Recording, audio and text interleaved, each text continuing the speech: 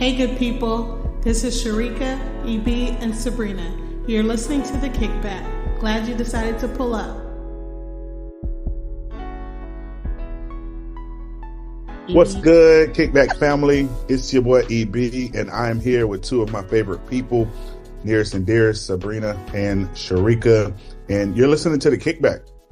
And hopefully by now we have been on the top of your list as one of your favorite podcasts, and hopefully that continues. Or maybe we're not one of your favorite.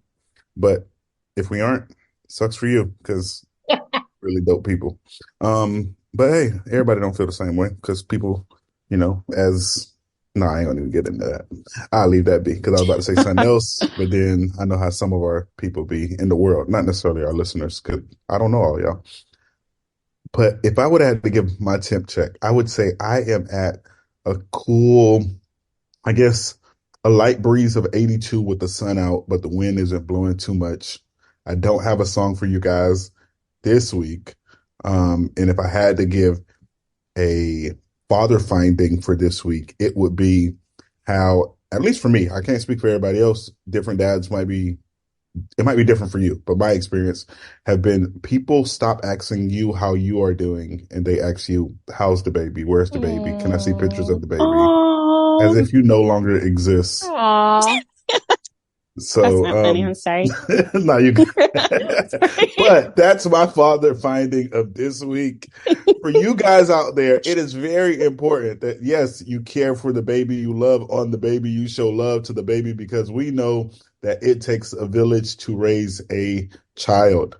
And we are grateful and appreciative of that. But also check in on the parents, especially the dad, because we just get out of sight, out of mind sometimes for some people. But yeah, that's my father finding for this week. Sharika, Sabrina, how y'all doing as we get ready to close out 2023? Can I jump in here? Yeah, go ahead. I have something about the father's finding. So I only am going to say this because it's EB, and EB don't care most of the time. And EB, if you don't like me saying this, I will edit this out. So EB, I'm going to bring your mind, Sabrina, you weren't there, so I also want you to know about this, but I'm going to bring your mind back to Friday, EB. And last Friday, you were sort of giving a father's finding in a public setting. And someone had I thought was very rude remark to your father's finding. Do you know what I'm talking about? Oh my, please tell the kickback. We want to know. So we had at our job, we had our party for, holiday party, end of the year Christmas party. We're at the table. I believe I asked EB, how was, EJ's, first week at daycare. Oh, and then EG, Lord God, it's too many E's, EB. Okay, EJ, EB, you're doing too much. Okay. Anyway, EB was telling us, his wife went back to work, and, he had his first night with EJ alone. So he was sharing about that. Do you recall this now, EB? Is it coming back to you? Mm-mm.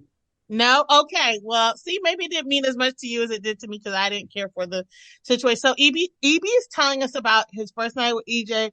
He's telling us, how the night went. He's like telling the feeding schedule, or how long he slept, all these things. And a person came by our table as EB is talking, and starts to insert themselves and just starts talking over EB's talking. We're all listening to EB, and this person walks by our table, starts talking, and then says to EB, are you even listening to what I'm saying? First of all, EB was already talking before you showed up, person.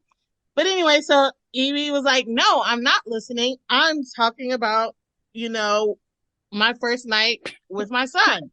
And EB keeps going on he keeps talking. And the person said, in 2023, in December, has the nerve to say in front of a whole table to EB, who wears the pants in your home or in your family? Now I know what you're talking about and what you're talking about. I was like, how dare you, person? I thought that was so rude. have to have more context because it sounds jokey to me. Like if they were like, hey, are you listening to me now? Hey, who wears the pants? Ha ha. But were they like, because EB's like, who wears the pants? Well, let me give you the thing. Okay, here's the context. EB's like, okay, my son woke up at this time. He slept for this long. I fed him at this time. Then he went to bed at this time, and then he got back up at this time. And so I fed him at this time. I changed him at this time. So EB's talking about being a father, a present and active father. And the person was like, who wears the pants in your house or family or whatever they said? As in, that's woman's work. Oh, yes. That's, I guess, interesting and wild. So I would say that's an interesting take, only because I didn't take it that way, and that's why I ignored you didn't take it that way? That's exactly the way I took it. Because But I will say another person who, just because, we all know certain people, and I won't say names, we can say that in post-podcast, if anything. But another person who was at the table, I would say had the same thought process as you, Sharika. How else could it be met? It could be like a joke, like, oh, ha. But I'm saying because of who the person is, I wouldn't take it as that. Oh, okay. But that's me. Okay. As far as his normal, jovial, and I can say, okay, y'all know me, I don't care nothing about it. I'm looking for Don't say it. But people can be jovial. Yeah, people can definitely be jovial and serious. But I don't think he was not joking. He could have been joking, but the joke was that that's woman's work. Because why else would you ask? Usually when people say who wears the pants in your family, that's usually like you're doing something a woman would do. The man. Yeah, exactly. the man shouldn't be doing, like the man should be doing, because who wears the pants and men wear pants, right? So he's saying to EB, who wears the pants? Because if you're doing all of that, obviously you're not wearing the pants in the relationship. Golly, that took me a long time. I was like, now I get it. Okay.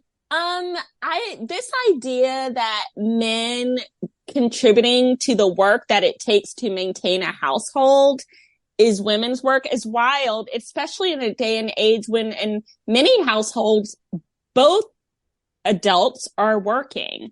Exactly. When I hear jokes like that, or when my husband makes a joke like that, and it's, please don't come for Dougie, y'all. It's always just joking. But, I meant like the listeners. I know y'all know Doug's heart, but like, I'm always like, oh, babe, it's nothing but a word. I can quit tomorrow and I'll sit right over here and sweep these floors and do the dishes and do the last time I checked, we both work. So we both working in the house.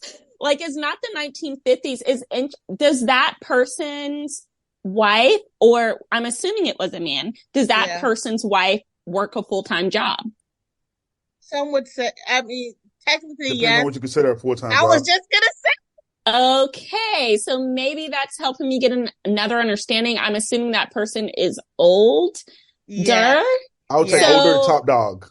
And I'll leave it at okay, yeah. So I know a lot for those people in that generation. There is more so that attachment to gender those roles, kind definitely. of gender roles. Yeah, for sure. And that's, so then when EB said, his response was, he said, do you wear the pants in your, who wears the pants? And EB was like, I do. And my wife, when she goes to work.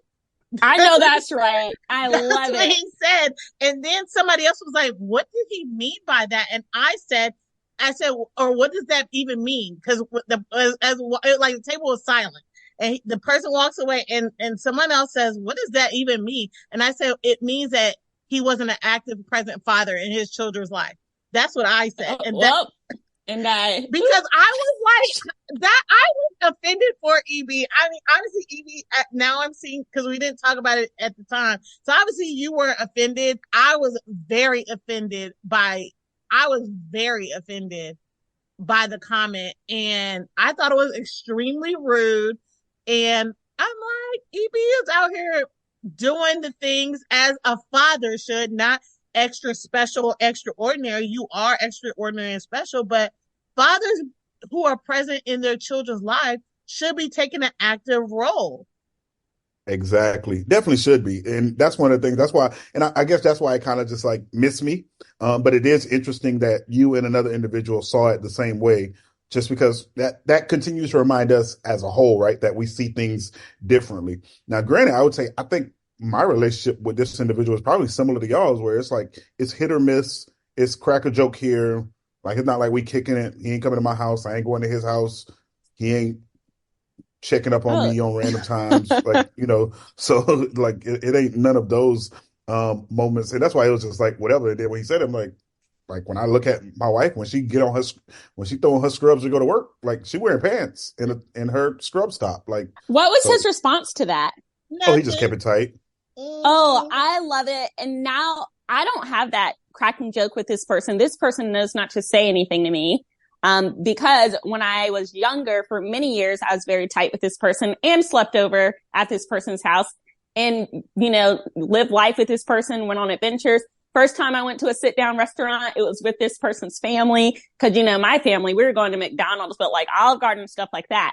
That wasn't our vibe. So the closer I got to their family and the more mature I got, the more I could see the heart of this person was not the type of energy I wanted in my life. And I peeped that when I was like 16 or so. So now that I know who it is, I'm like, okay. The interesting thing though, having been close with this person's family for many years, is he actually does have a great relationship with his kids. Oh, I don't think so.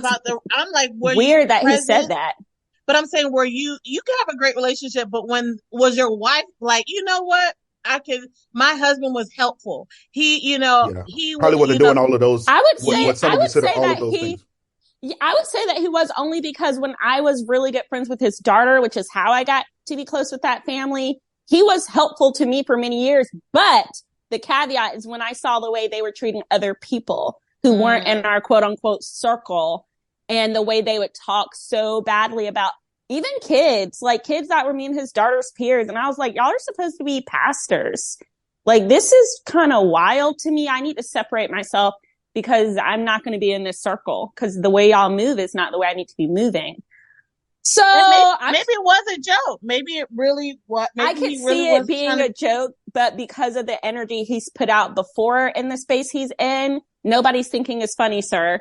I didn't. I sure didn't. I was like, how dare you? I was extremely offended, because I was like, first of all, we don't need this. We need people like Evie. We need fathers like Evie who show up for their family and do the things. We don't need stupid jokes and what is not funny, talking about who wears the pants.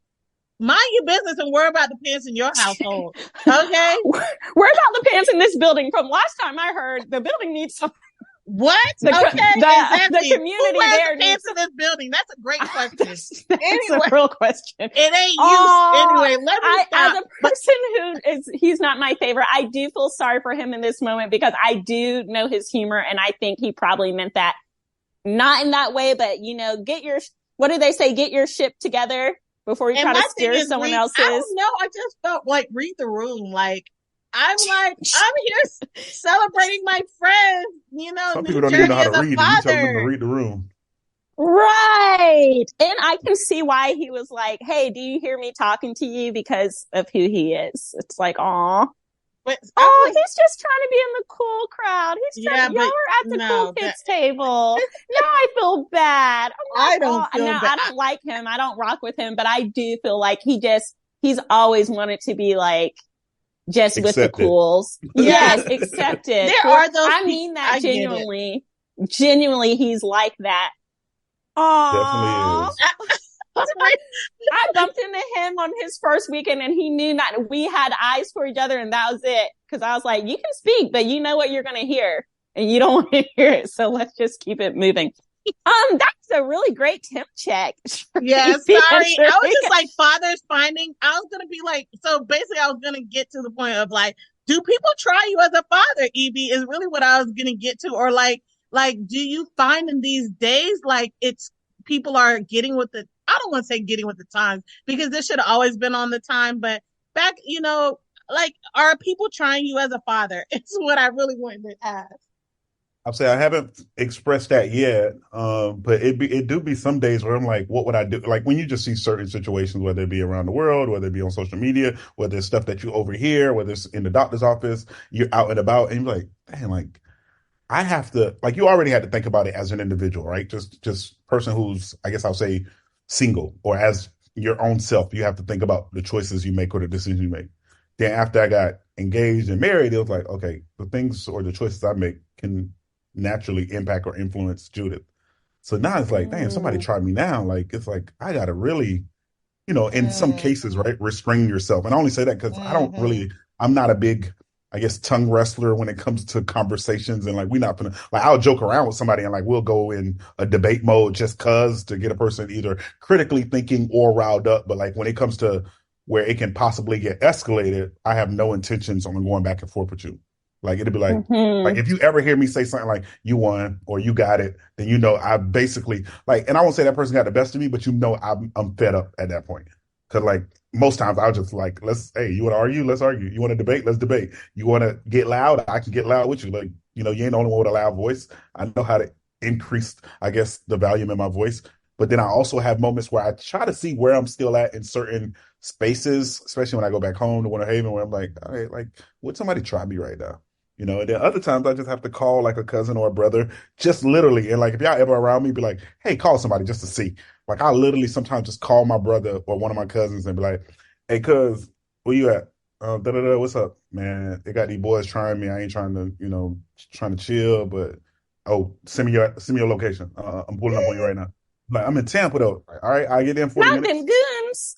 Like, they just be ready for that action. I love a goon. I love a goon squad. I'll be like, okay, you can try me all you want, but all right, just know it'll get dealt with. And even people in those spaces as well. Like, I don't care how close you say Jesus. Like, the good thing about a lot of people, and it ain't bad, whether it be public records through your local county offices or it be public records of, I know you live, or I can easily find out your address because y'all love sending Christmas cards to people. Like, it'll be easy to get some people touched real quick with people who they would never know. Like, because it's not hard for me to call one of my cousins or call one of my brothers and be like, hey, here go the address. Y'all do what y'all do. And like, and then I pray about it after. Oh, we all can get the joint email of saying, pray for this person. They've been attacked. It has taken a turn. I wanted to talk a tiny bit of trash and just say, EB, you talked about being so excited about EJ going to daycare, but every time I see him, he's just so innocent, little and cute. And I'm like, how can you like not miss him all day? It's so cute. I would say I miss him part of the day, but I won't say I miss him all day. That's fair. That's fair. It's like your spouse. You miss them, but it's not like, I guess because I know they're coming back that I'm not too pressed. Yeah. But now he's been having a great time at daycare. When I tell you, Sabrina, and having a grand old time. He be boasting about his little son. I asked, it literally was like, how was the first night? This is how, back to the story. He literally was going down. You woke up at this, like, when I say EB is proud, when I be like, oh, how was EJ's first night? EB be pulling up the pictures. Oh, look, this is when he did this. He had a feeding at this time. They chased him at this time. I mean, EB is all in. So, you know what? I hear he's talking about he happy he gone, but he is very invested in EJ's little daily goings ons and all the little things. Seen him on the little cart at the daycare. EB is fully invested. I love definitely it. Stalking him at daycare. I don't know if it's because EB is a friend that I've known. I feel like I've known EB since my teen years, not closely, but I've known you for dang near half my life. In passing at least. So, and now like as a brother, so it's like exciting because of that, but also because of the narrative in our culture, specifically about Black fathers. I just get so emotional when I see Black fathers showing up, like Dr. Charles and his sons and EB and EJ now, like it just moves me. So I'm like, thank you for being an amazing daddy, EB. Yep. Yeah, absolutely. And I would say, especially for our listeners, one of the good things, and this is not to compare, I guess, my situation to others, but one of the good things that helped me was having that like exemplified and modeled for me from my dad, like who is still active, whether it be in my life specifically or my siblings, and also, and I say active, but like still being present when can be with his multitude of grandkids and now great grandkids. So I don't say easy because you can see certain things as an example and still don't follow suit. But it was there in front of me where it's like, okay, I can make this happen. And I would say also for those who probably did not have that in your life, because that sometimes happen, especially with people who look like us three, that doesn't mean that that's the way that you have to be as far as repeating the cycle. And I say that because I'll use two of my closest friends in Bonte and JP, who are very active fathers in their kids' life, but that wasn't necessarily modeled for them. So it's definitely a way where, it's not just, oh, that's what you saw, that's what you grew up with, you have no choice. But there's also people who it wasn't modeled for and still was able to make it happen.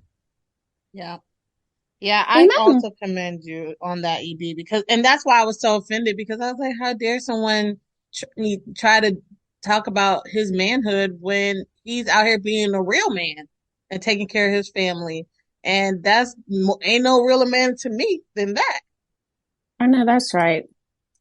Well, I'll go straight into my temp check. I'm feeling great. I've had a song on repeat since Sunday at church, and I feel like it just encompasses my whole feeling of this time of year and where I am in life and where I really just try to keep my focus. And shout out to Sharika and Tanya, because they did this song as a duet and I'd never heard it before. So it is Best Part by Maverick City. It's a Christmas song, and I found out they had this Christmas album that dropped 2 years ago, and I listened to it. It's good, but they got me on some of the songs that were regular worship songs that they threw in there, like Heart of Worship. Is that a Christmas song? I'm sure it can be, but I was like, oh, Maverick, I'm in the holidays. But anyway, the part that I really loved is the chorus. What a gift we have in Jesus, unending joy, amazing love. This we know, you're still the reason. And of everything, I know it's a hustle and bustle time of year, and there's a lot going on in personal life, work life. There's just life be lifing. But just remembering that of everything, Jesus, for us who are believers, and if you're not a believer, trust me, life with the Lord, there's nothing like it, right? You're still going to have trials, but with Jesus getting through it, like, I don't know how people without Jesus do it. So of everything, Jesus, you're the best part. If you've never heard this song, please listen to it. It's gorgeous. It's just the Holy Spirit and me be tingling and we be having our little moments. So if I had to put that with a degree, I'd say, sunny and 75. We survived the little Florida winter storm, which was just rain. It got kind of cold, but the sun's out. And, I'm just being reminded that in this season, Jesus, the best part. Shrika, how are you feeling today? I'm doing great. I'm just a few days shy of vacation, praise the Lord, and I can't wait. I'm going to kick it off with a road trip. I love a road trip. So, I'm just excited about that. So I just got a few more days of work to get through, and then I'm ready for the vacay. My temp is 65, which is good. I love a cool weather. Today it is 53 currently, I think. Yeah, about 53, and it's going to get to a high of 60 here. So, people are cold. I'm sure EB is very cold. But I love the little winter. And so my song is, oh, the weather outside is frightful, but the fire is so delightful. And since we've no place to go, let it snow, let it snow. Now, is it snowing here? No, but hopefully where I go for my vacation, it will be snowing. I'm like, do anybody have a fireplace? Maybe my in-laws do. I don't know, but maybe I won't be by the fire, but let it snow, let it snow, let it snow. That's me. Amen. I love a little snow moment. Well, that's the good news. There's some not so great news that's been happening. Well, there's a lot of things that have not been great news that are happening in pop culture, but we're just going to focus on the surface things, because the other things, I don't think my brain can even handle that right now. The first being, beloved Marvel actor, Johnathan. How did I just forget his last name? Why was I about to say Jonathan Green? It's because we're talking about that athlete later. What is Jonathan's last name? Majors. Okay, there we go. Came right in. Johnathan Majors was in a trial because his ex-girlfriend said that he abused her. Now, you heard me a couple of podcasts ago talk about how I'm always on the side of the victims first because too many are not believed. But I also, in many situations, I still wait for the facts. I'm just not one to immediately say somebody is lying if they're saying somebody hit them, hurt them, abused them in any way. I want to hear the facts. So I've just not been following along as closely because it didn't get as much playtime as the Johnny Depp Amber Heard trial. It is difficult. I don't want to admit that race played a part for me, but if I don't admit my biases, how can I grow from them? So, listeners, his ex-girlfriend was a white woman.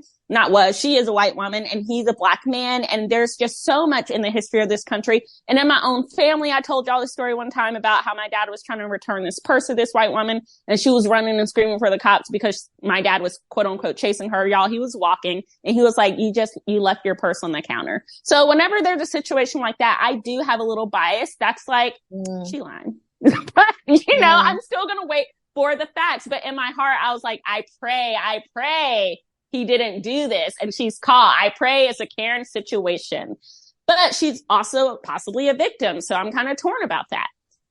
So the trial is going on and first some funny things come out. We hear audio from the trial where he's talking to her. First of all, if you're in a relationship with someone and you have to start recording your conversation, you should probably just break up. Yeah. EB, Sharika, little side note. Have y'all ever recorded any of your ex-partners? Well, I don't say about ex, but I've recorded funny stuff that my husband does, but I have never been in a situation where I'm like, this person's acting crazy, dangerous, or unusual to the point where I need to record them because I might need to use this later. In that way, I only record for you know what, I'm gonna play you later with this. Not other than that, I've never done it in any place of being afraid, harmful, or anything like that. Yeah. So as far as record and and I think it's relationships in adulthood, no, but I definitely, middle school, high school days hopped on three-way, and hey, I'm about to call this person on three-way, stay silent just to get extra information. I did that with an ex. And of course, that person wasn't my ex at the time. That's when we were dating, just trying to figure out information. And then another one was an ex at the time where it was just like, well, hey, we can find out the truth. And then it was crazy because it's and this happens, I don't say it happens to everybody, but this happens oftentimes where certain stories are shared or heard and then people just run with certain things without having facts, but then you have to make a decision. And so you're making a decision typically, right, based off of, hopefully you're making off of facts, but sometimes people are making decisions off of emotions and feelings or whatnot and how you are in that moment, which it is what it is. You got to do what you got to do. But I remember one time being on that three-way and hearing, now this is an ex, so it definitely don't matter now, but hearing her basically pour her heart out of how certain things did not happen or certain things were basically lied and skewed and just because of who she was selling it to. And, unless they maneuvered some way to do this relay call, it was like, dang. And now granted, we didn't get back together. It was what it was. It was just like, well, I can't go back, because of pride and ego to go back and say, oh, I know the truth, but I still won't do the right thing. Because that sometimes happens too, where people know the truth and they still don't do the right thing and they just let it Not slide. At all. Which definitely wasn't the best thing to do as a whole. Now, again, it is what it is. Just you're talking 05, 06, sophomore, junior year of high school. Yeah, so definitely don't matter now. But yeah, so sometimes that does happen as far as, and I say that to say recording hey, let me listen to everything you're going to say or just see what's going to happen. No, but sitting on three-way and hearing the conversation play out. Yes. Man, three-way had liars in the chokehold back in the day. So many people got caught on the three-way. I forgot about when that first came out. Golly. So for myself, if that I'm in a romantic situation with someone and I feel scared or threatened enough that I have to record, the relationship is over at that point. I'm not holding on to these recordings because I feel later, no, I feel like I have to record you. If I feel like I have to monitor your phone messages, I'm not playing Inspector Gadget in this relationship. I'm girlfriend or I'm wife. Somebody else can take that role. So I did feel once again, a little stressed that she felt the need to record, right? Because you hear this a lot from victims.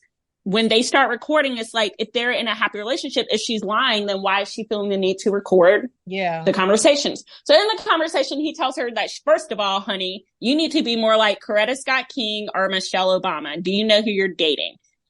Sigh. Sir, I got what he was trying to say. He's like, I need you to be more confident. I'm a confident man. You're my woman. I see, that's how, once again, like in the first conversation we had, I often give people the most generous thought process. So I'm going to take it usually in a positive light. It's just who I am and how my brain works. Unless I know a person is super nasty, or I know like they told somebody else they're trying to do something, I'm not going to take it in a negative way. I took it as like, these are confident women. And if you hear the recording, he's just like, I am Johnathan Majors. You were dating me. You need to like have your confidence up, you need to be more like a Coretta Scott. You need to be my Michelle Obama. But the people in the comments, wow. They did not take it like that at all. But Evie, I have a feeling you didn't either. So how did you take it initially? So I did not hear the recording. So this is a skewed view from what I've read. I guess I'll say, because that's the only way I've seen it, like read. So when I heard it, my mind went to I would say it went to two different places. One was like, to be more like them. Like, I need you to be basically at the top of the top. Like, I need you to be high class wherever you're at, however you carry yourself. Like, people need to see you as basically the best thing, not the next best thing or the thing that's next to the best thing. Because at least from my experience with, especially Michelle, like in some places, like she's more loved and favored than her husband in a sense. And in some places, people put them on like that same pedestal for not whatever reason, but at the same pedestal, or some see him as the top notch guy, so to speak, and like as if she married up, however you want to. But when I first heard it, that's the way I looked at it. Like, hey, I need you to get it together, because I'm bringing what I bring to the table as a Disney Marvel actor, whatever. I need you to be next level at all times. Right. The other way I took it was like, because sometimes this happens in relationships where, and this is, I don't know Johnathan Majors. I don't know his character. I don't know his level of integrity. I don't know him as a person, where some people see those other individuals as the better thing. And it's like, I need you to be like them because you're better than me in some way, shape, or form. Now, when I heard the MLK part, I thought of the FBI recordings that were released after MLK passed away and the people he was on the phone with. I still don't know the correlation of him comparing himself, because I won't say he's necessarily comparing himself to MLK or Barack, but in my mind, it's like, you would have to think that you're that great of a person to tell your significant other, who you're not married to, no ring, no engagement, like your significant other, to be at this level. And it's like, you haven't even committed to her to be at that level yet. Ooh, so now there's a word. That's how I felt at the time of listening to it, or reading it, because I have not listened to it yet. Yeah, and to piggyback off of what you said, Edie, he used those exact words. He said, I am a great man. And he was annoyed because she was out partying, looking sloppy. And he's like, we're a unit now. You can't be moving like this. And correct me if I'm wrong. I mean, the Marvel movies are good, but was Johnathan Majors up there like that? Because of that, he was in the boxing movie. Was he like super A-list? On his way, but he's not there yet. No. Cause because if we're being real, right? Like when you say MLK, like you say MLK, like there is MLK and Barack, like you're talking about a president and arguably the most well-known civil rights leader of all time. Like, and I'm talking about worldwide, like not just in America, not just in the South, but like you can go anywhere, literally anywhere in America, and there's an MLK street. I can tell you, even before this situation, you would never see a Johnathan Majors street anywhere. Like there's Tupac streets around the world and not a Johnathan Majors. But like if there were going to be somebody who said that, and I'm just thinking of melanated individuals, but like I feel like it's about 3 or 4 who could get away with that, and I would be like, oh, okay, I can see that. Kanye? James Earl Jones? No. James Earl Jones could say that, because I'm just sticking with actors. I feel like he could say that because of all the stuff he's been in, the way he carried himself, the stuff that the stuff I've seen about him in Hollywood and the impact that he's made. I feel like, of course, Granddaddy Morgan can say that, because you don't hear too many crazy. Now we've heard some stuff here and there about him, but nothing like wow. But like because of how much of an A-list actor he is, and then I would say, you know, arguably the greatest actor of all time for me specifically, even though he's not my favorite actor, but I would say he's the greatest because sometimes people think that those things always have to be the same. Denzel Washington. I feel like if he would have said that to his significant other, you could have got that, you know, and then, but none of these people would do that to their significant other, and that's why I think they're where they're at. And Johnathan Majors is trying to figure out his next court date. Right. He's so trying to get to that level. He's like, you know what? I'm trying to beat these people, and your foolishness is gonna have me out here looking crazy. I need you to level up. Now, when I heard that, I had no idea what that meant. I'm like, I don't see the correlation here. I'm not getting why you come out. I need you to be a Michelle, a Coretta. This is a white woman living her white life. I'm not understanding. She's not going to get the struggle. She is not going to have, like, the energy is not going to be the same. She doesn't live their existence. So I didn't understand why he would say that. I was confused. I wondered if he was saying it more so about like the character of these women. I mean, the character of the men. But no, I'm trying to help him out, but it's really hard to, Johnathan. I don't know. But my thing is, sir, then why did you pick her then? If you was looking for Michelle, why you with Becky? I mean, I don't understand that.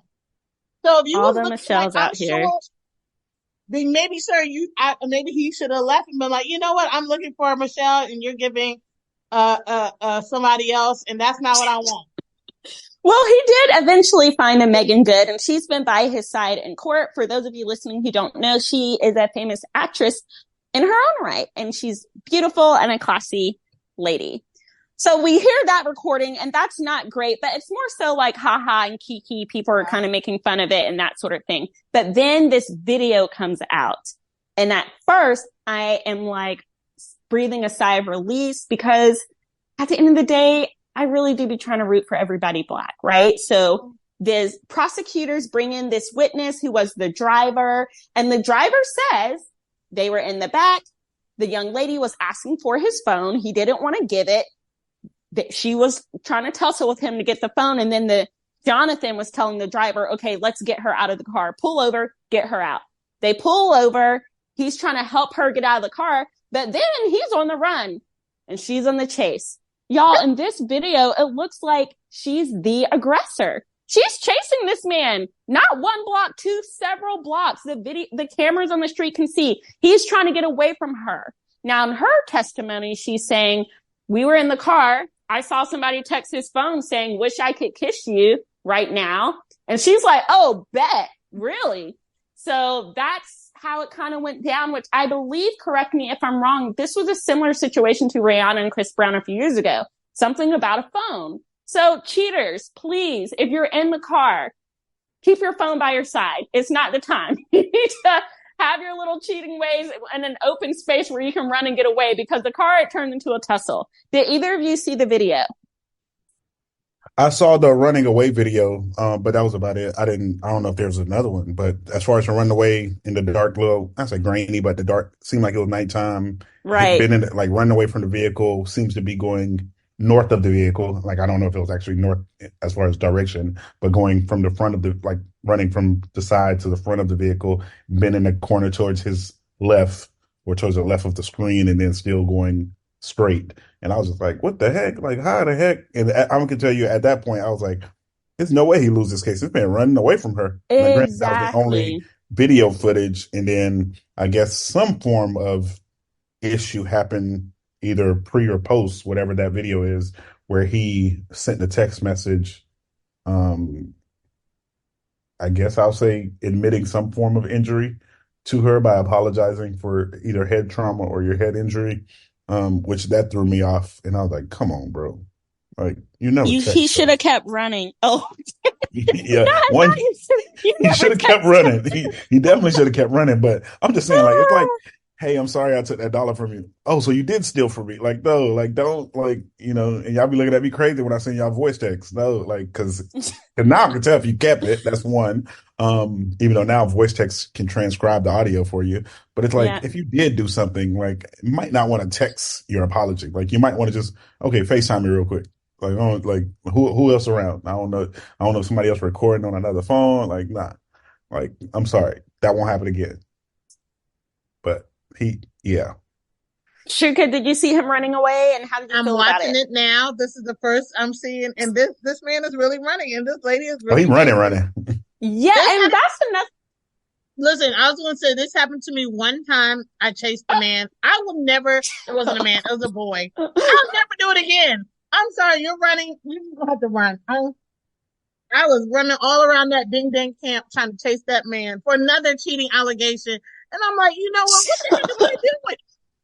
Why did you run? You weren't running when you were cheating. Like, what are you running from? Like, you're already I was caught. Gonna beat his tail. I was gonna beat his tail. I know, but the guy, like, I'm thinking if I'm a man, and sometimes like the Taylor Swift song said and Beyonce song said, I wish I had just been born with that privilege. I love being a woman, but like that bravado, because if I had the audacity to cheat, then I'm not standing 10 toes down. Mm-hmm. Because clearly there's a reason. If she sees the person that's like, hey, I wish she could kiss you right now, and she's like, who's that? I'm like, oh yeah, that's Sally. Because, your kisses really haven't been giving lately. And I was too cowardly to tell you. So, or I might be like, hey, I'm just a 2-woman kind of man, take it or leave it. I'm sorry you had to find out this way. But I feel like I would just like admit it and it's over. I'm not running blocks from you.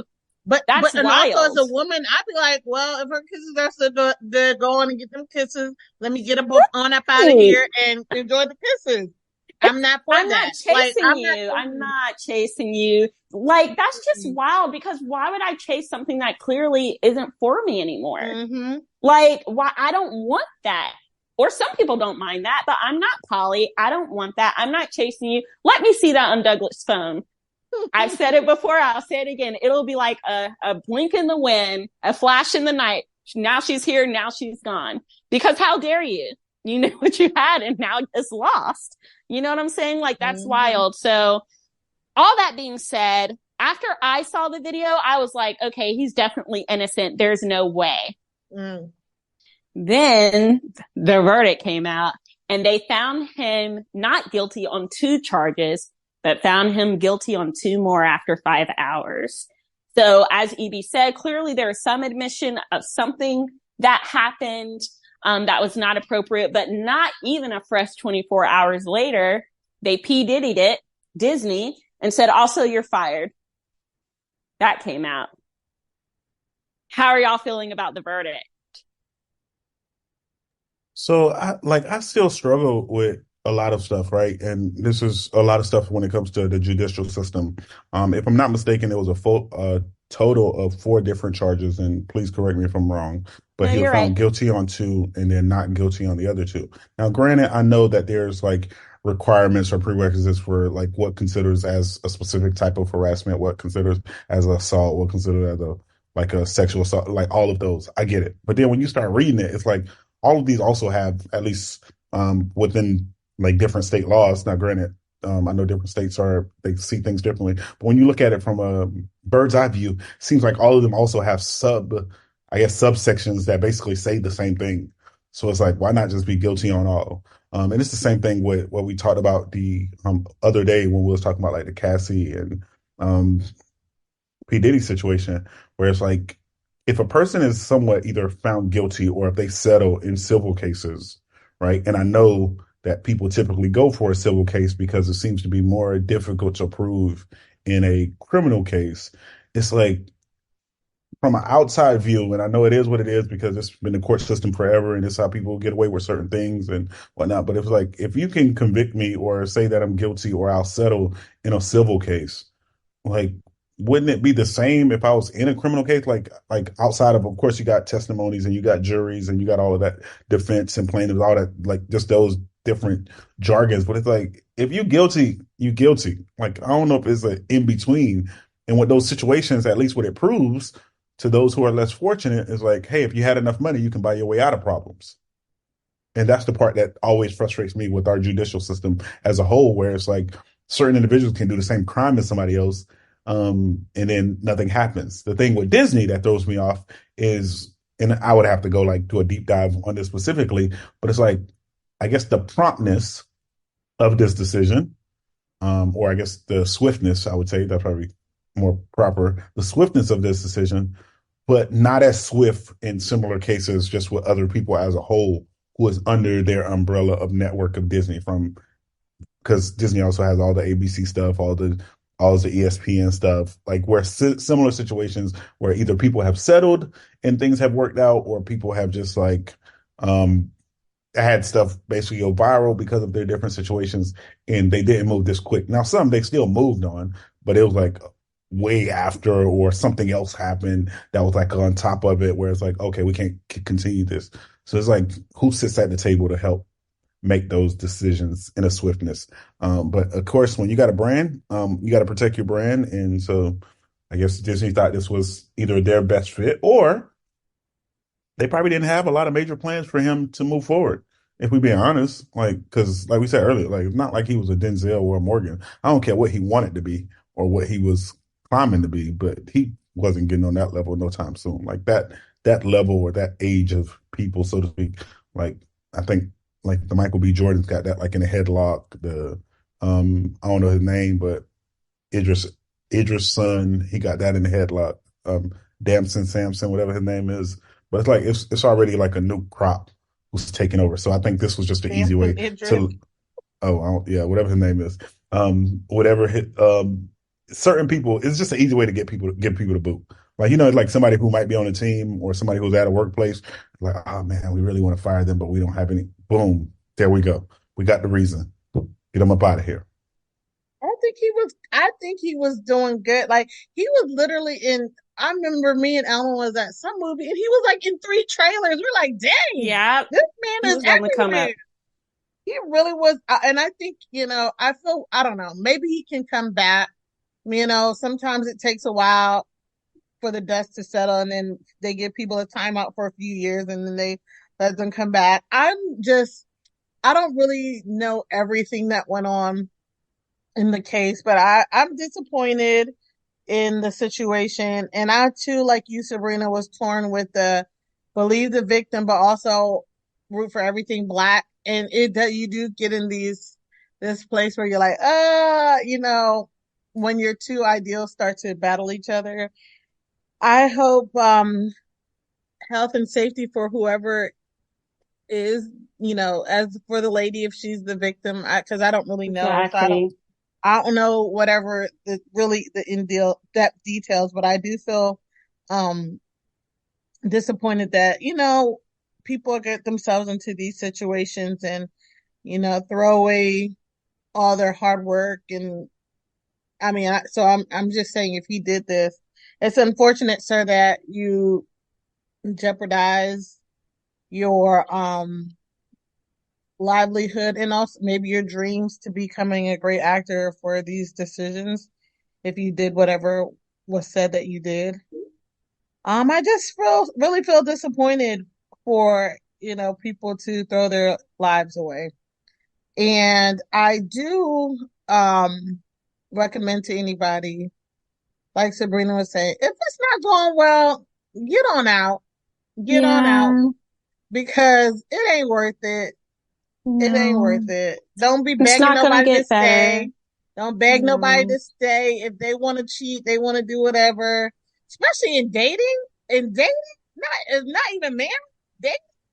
Oh, obviously, girl, you can get a Johnathan Majors. I'm sure you can get something else too. So, girl, go on and look for something else. Don't be chasing no man down those streets. This is girl. That was a crime. Not a crime, but that was a moment of passion. I just, I was thinking to myself, what would really, and I'm like, I say I would be gone in a whiff, but you really don't know how you're going to respond in that moment, especially if you're deeply in love with someone. But you don't know. You're white. Amen. And that's why I'd be encouraging these young people to stop tying yourself so closely to these people you're just dating, because you might need to be gone like the wind, and you should be. If you need to be clear enough headed to be like gone with the wind if need be. I'll say this young person, I won't even put him on blast. It was a young man and a woman. He had a girlfriend, and the girlfriend was mad because her friend was calling him. I guess the friend was trying to get a hold of her and she wasn't answering or whatever. And she called the boyfriend and she's like, why is she calling you? She's mad. I'm like, first of all, young lady, you don't regulate this man's phone. You don't pay the bills. Like young people dating get too invested. They want wifely privileges and things when they're not a wife. So if you see your boyfriend not respecting you, goodbye. These are the times to go. You can't force them into doing anybody, man or woman. You can't force the significant other to respect you. If they're already showing the disrespect, then be gone. Let them disrespect someone else. That's the part.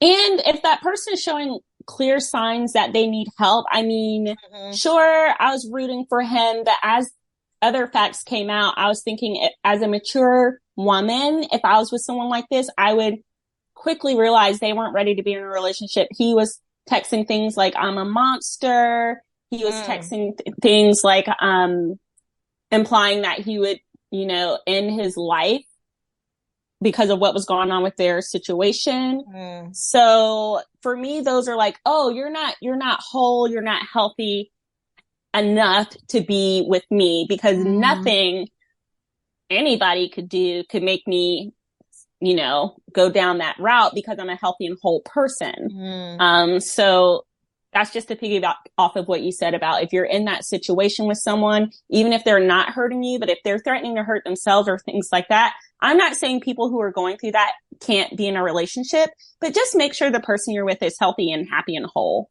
That little skit, we've all done it at camp, when you're on the chair and you're standing and somebody's below and you try to pull them up and it's so hard you can't pull them up onto the chair, and then they yank you down and you come down so fast. It is so much easier for someone to bring you down than it is for you to like pull them up. And in a relationship, it should be more of like a partnership and an ebb and flow.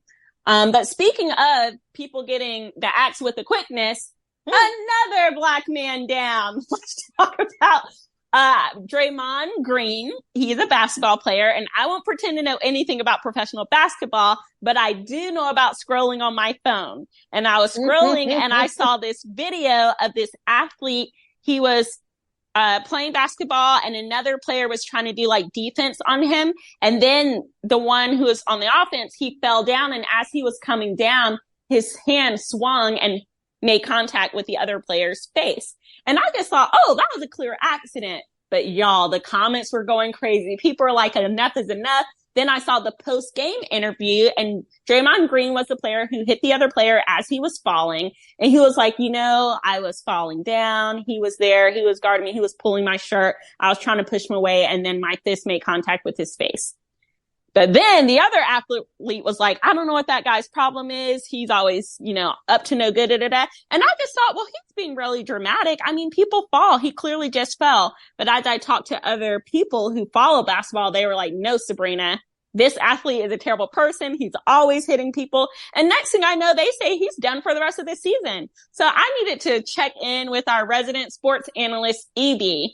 What is going on with this athlete? Did you see the latest video? Is he a troublemaker? Do you think they made the right choice giving him the axe? What's going on? Yeah, so Draymond is different. Draymond I would say Draymond is Draymond, but he has had various incidents of what you saw in that one video. And if you want to, you can just put in Draymond suspensions or Draymond fighting, and you'll see him stomping on players. But sometimes there's also moments of I'm going to players. send you a video. But if you watch some of the stuff, yes, with his foot, that's the only way you can stomp somebody, Sabrina. But there's also moments where you have to teach people certain lessons. Like, we're all adults. They are all grown men, most of them making millions and millions of dollars. I think the lowest salary in the NBA right now is like $485 for those 7 or 8 months that they play, so to speak. And you are talking about where sometimes he's trying to get ready to run back and somebody is grabbing his leg, and then he's trying to kick it out, and then like, okay, I bet you won't grab my leg anymore. That's what it really is. And I know some people get a little more, I guess, angry, so to speak, of his hostility and his egregious acts. But for me, a lot of times it seems as though some people are warranting this behavior from him. And sometimes when you antagonize an individual to a certain point, they get you to a point where you'll never antagonize them again. And I think he had found a way to do that with certain players where you don't see some of these same instances with him again. I remember he got like, it is stuff that like, you were like, you know, like why would stuff like this happen, from interactions with his teammates to beating up a teammate. But then there's certain things that were allegedly said to him that made him get in a fist fight. Like, people fight. That happens in life. Now, sometimes you don't expect people to fight at work. But that also happens at times. And for some of them, like when he beat up one of his teammates, that was a video that should have never been leaked. Like, their practices aren't live footages. This isn't something that should be shared with the world to begin with. So as like the teammate said something to him, if he took it, boom, they got in each other's face. Seems as though the teammate pushed him and him pushing him back. And now granted, it was more so like a push, like, hey, I need you to get in my face. Like, why did you come all the way over here? But once you lay your hands on somebody, you can't tell people how to respond to that. Right. And you will see it throughout like the different, I don't know which video Sharika has sent you, but whatever video you were to see, there are some times where sometimes he's hit a certain way and the way he responds is just a little more than most people like, or most people appreciate. And you can't tell people how to respond to certain things. Now, would I'd say he has some form of an anger management classes? Absolutely. Like, he needs that. He needs some form of help in some way, shape, or form to control or harness his emotions and his reactions. Because yes, you can't control how people react to what you do to them, but you as an individual should be able to control or restrain yourself, especially in specific settings like the workplace. Now, from my understanding, the NBA always comes out with these little things where it's like, hey, you're suspended for this amount of time, or you're suspended for blah, blah, blah. I know he's at best suspended probably throughout the rest of the year, early next year. I would say mid-January, he'll probably be back playing after he goes through a series of classes. And what the NBA does is go through these things where, you know, they have to make sure that you're understanding, again, their brand. Like, we're not going to allow our brand to get diluted for this one individual. So we're going to sit you down, put you in timeout for a little bit. And all these moments are without pay. So now that impacts you as an individual. Now, granted, you have millions and millions of dollars, but you also know that these people live a life that is millions and millions of dollars worth, where you see so many athletes, or at least high profile individuals, who go bankrupt after not playing a year or two and stuff like that. So it is going to be interesting what happens upon his return. Some people have said he has been doing these acts of chaos, so to speak, to get himself out of where he's currently playing at, Golden State, because he prefers to play with his good friend LeBron James in LA. So he basically is acting out to get what he wants, kind of like a kid acting out at mom or dad house to go to grandparents' house.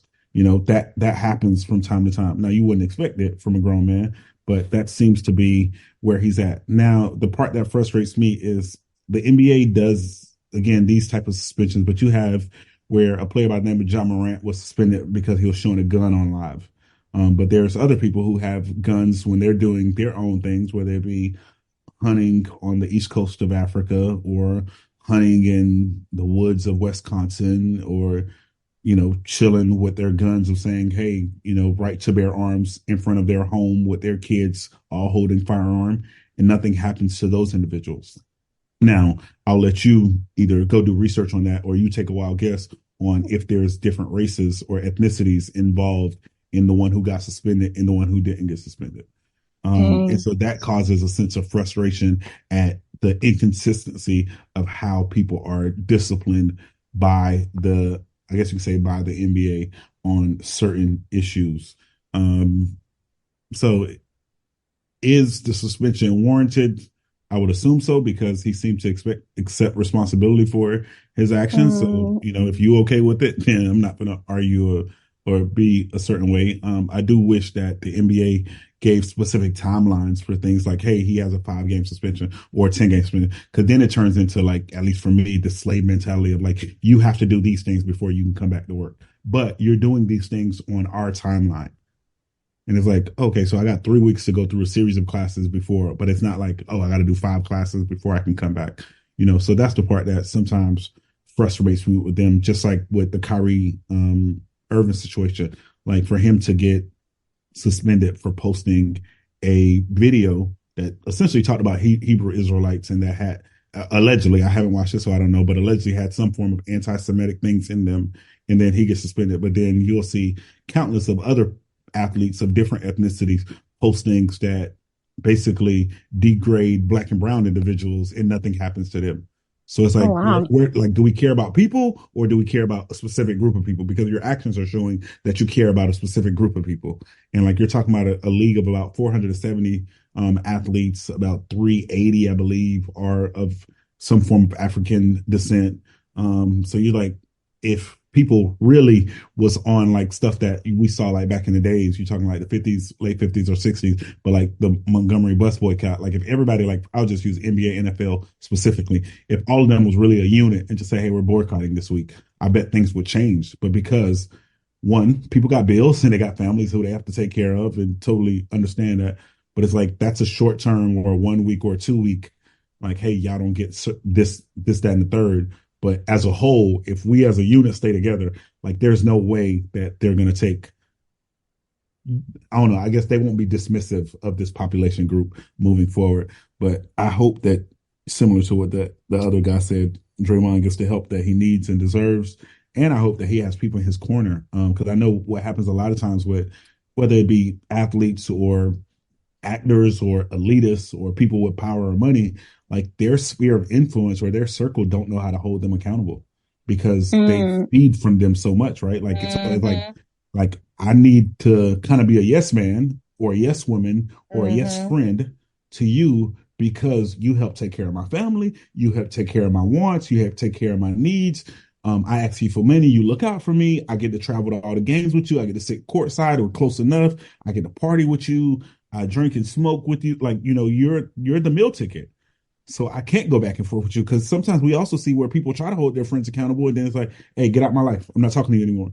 I'm like, dang, what kind of friend is that? And then now you back to square one trying to figure out life because you've coasted with this friend so much through early childhood, through middle school, through high school, through college days. Now you make it to the league, or at least one of y'all made it, and everything has been kind of given to you because by way of or proxy of your friend. And now it's like, now I don't have anything because everything I had was because of this attachment to this person. So I'm not saying don't hold your friends accountable, but I know like that's the thing that we commonly say, but for some people it's hard to do that when you know that your friend is the reason you're at where you're at or you have the things you have.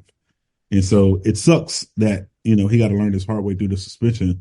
But I hope it works out, because you also don't want to see people or athletes just getting hurt because of what some would consider the senseless acts of one individual. And I know that was a very long sports take, but that's kind of where it's at, where there's an athlete who has done a little bit of, I would say, or a lot of little things to get to this point. And after a while, as they continue to compound, like, you know, they have to make an example out of somebody, and Draymond Green happens to be the culprit. You think it's him? I don't know. I feel like he was doing the most, EB, though. And I'm like, if you're potentially what he's doing, if he stomps on somebody or whatever, you could be ending someone's career